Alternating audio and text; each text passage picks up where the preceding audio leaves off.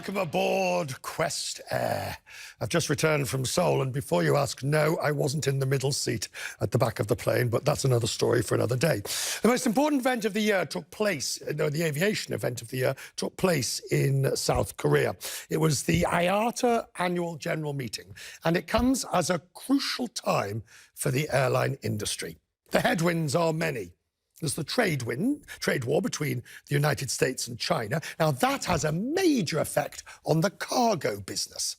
And then, after 2 crashes and 346 deaths, Boeing and the 737 MAX is still very much in crisis. There are those who are hoping that the planes will be back in the sky soon, but there's no telling how long the reputational damage will last. The brand of the 737 MAX may have to be completely changed. And then there's a growing backlash against air travel over the industry's carbon emissions. It is a perception that they must do more. Lufthansa's Carsten Spohr told me the industry has faced down many worse crises, but his concern is overcapacity in Europe. Well, I think if I talk to my global peers here in Seoul, it's very much a European issue. Overcapacity in Europe. Unfortunately, especially in Germany, our home market, so be it. I think it's an issue that low-cost carriers who have enjoyed a huge growth path over the last years are now coming to the end of their business models. So they are starting to slow down their growth, but they need growth to keep their costs low. So at the same time, many legacy carriers have been able to do their homework and are able to grow again, put all that on top of each other. Then it's, I think, at least in Europe, is a final phase of consolidation. So everybody's fighting for market. Is there going to be more? Is there going to be more consolidation? I mean, we're at the margins now, aren't we? I mean, you're interested in Condor. You said you're making an offer for Condor. You'd happily take more of Thomas Cook if you were allowed to take more. But the regulators are now going to start saying enough. Well, I think there's 2 ways of consolidation. One way is one healthy airline taking over another airline.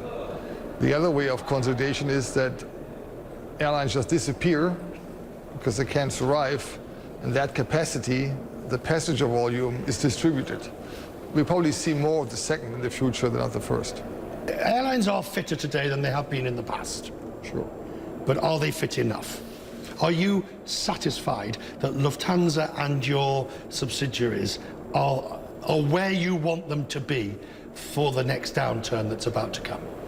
Well, for our group, it's probably fair to say we're healthier than ever since privatization. To answer your question in more general, I think distance has grown between the healthy ones and the ones who are less healthy, which is also a reason why consolidation is accelerating. The competitive environment in Europe is brutal. And yet you're competing against airlines that are prepared to sell tickets at a loss. Is that fair? Well, as long as the environment is a level playing field, it's a fair competition. So you all lose money on those tickets? We all lose money, and the healthy ones will survive, the unhealthy ones will not. It's another question if it is responsible to do this from an economical point of view, from an environmental point of view, and even from a political point of view. There I have big doubts, and I think it's hurting our industry. Right, answer that question. You've been tactful in saying big doubts.